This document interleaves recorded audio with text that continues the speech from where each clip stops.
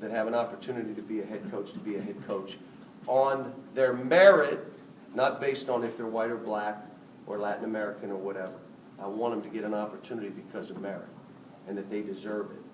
And that's where I hope we're all going to as we move forward. So what are the challenges for guys like John and Stacy who try so hard not to make a mistake when they come in games because they feel like maybe I'll miss an opportunity to earn more playing time to play free? How challenging is that for a young guy? Well, the mistake is you don't come up with a rebound. Well, I'm afraid to go get the rebound. See, that's the cop-out what you're talking about. I don't want to make a mistake. He's not taking you out for missed shots. You went 1 for 6. If you rebound and defend, I can leave you on the floor. If you don't, and some of the guys have buzzard luck, whoever their man shoots it, it scores, and they're all over him, and it doesn't matter. I feel bad for the guy. But if you defend and rebound, I can leave you on the floor and let you work through stuff. If you don't rebound and defend, I'm not leaving you on the floor to go 1 for 6, because the bottom line is we're trying to win. So when you say making a mistake, it's effort. Are you backing up? Are you getting out tough? Are you letting that guy grab that ball out of your hands and you don't deserve to play?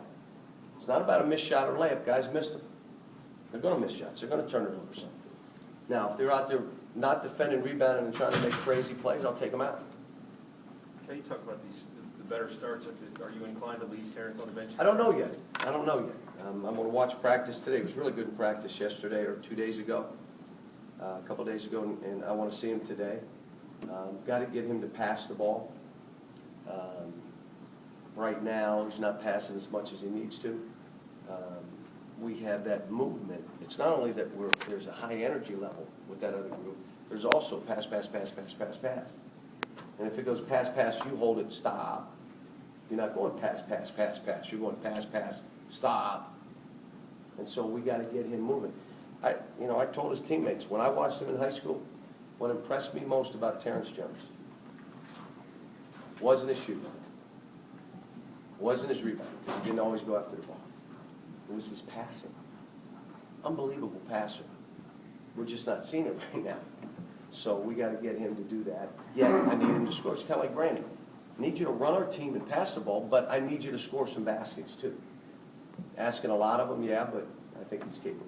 Is he having a hard time figuring out when to do which thing? No, he's just shooting it every time. So he's not really What does Alabama show you? really good defensively, really tough.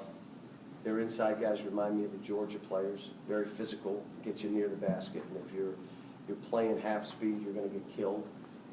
Very active in the zone. They trap. They do good things, and they run their stuff. They run good stuff. So I'm trying to find a tape to build my confidence up, and I haven't found one yet because I started watching. And then I watched our game we played with them last year. The games we played with them last year, they were right. They had chances to beat us both games. So they're doing good. Kentucky is in first place in the SEC for SORA, 7 other teams. Does that speak volumes about how tough the SEC is, or what? I tell you, it speaks about the balance of the league. I mean, people wanted to say South Carolina and Alabama weren't that good, or that LSU's not. Now, we got them pretty good, but the reality of it, they're 2-1. Think about that. And so, and Mississippi's lost a couple games that easily could have won. They had Mississippi State beat dead to rights, and they somehow slipped. And they had Florida at Florida. So you're talking another team that's, but it's crazy. It's what the league's supposed to be. A bunch of good teams fighting it out and playing. Coach, is there any explanation that you have for maybe having lost a couple of road games? Is it just luck of the draw if you're playing on the road? Hard to win on the road, especially with the young team that's learning. And I'll be honest with you, winning at Louisville, winning that game against Notre Dame, and then the Portland game's looking better and better, isn't it? Winning at Portland, they're like 14-3 or whatever they are too. So we've done okay. I mean, the North Carolina game we didn't play particularly well, and Georgia just beat us up, more physical than us. So, and the crazy thing, both those games we had chances to win. So, but we got a ways to go. After the LSU game, Coach Robick said he believes that your zone offense is underrated you like what you see in that, you think you're gonna see more than that? We just roll out the balls here. I don't know what he's talking about. What's so good about it? I think we get good motion and we can shoot it, but, you know, we do some good stuff. We probably run more stuff against zone than we do man. Cal, could you talk a little bit about when you get players signed in the early period and then you go watch them recruiting, that, you know, how it's different than maybe a late signing period, you can maybe talk to them a little bit and show them some things that. Oh, you cheer for them. If when I was at Massachusetts and Memphis, I would be recruiting kids and hoping they played bad so we could get them. Now I'm here, if we had a kid signed, I'm cheering and yelling at the official, don't you foul him out. I didn't fly all this way to see you blow that whistle. But it's fun to watch them play and see them after, and I think they're all excited. I'm there. You know, I think it's just as important that I see the kids that we've signed to let them know, and then just seeing other kids. And so I try. The only one that's a hard one, and I'm glad we went to Portland once, is that's like 2 days and dog sled to get to Portland.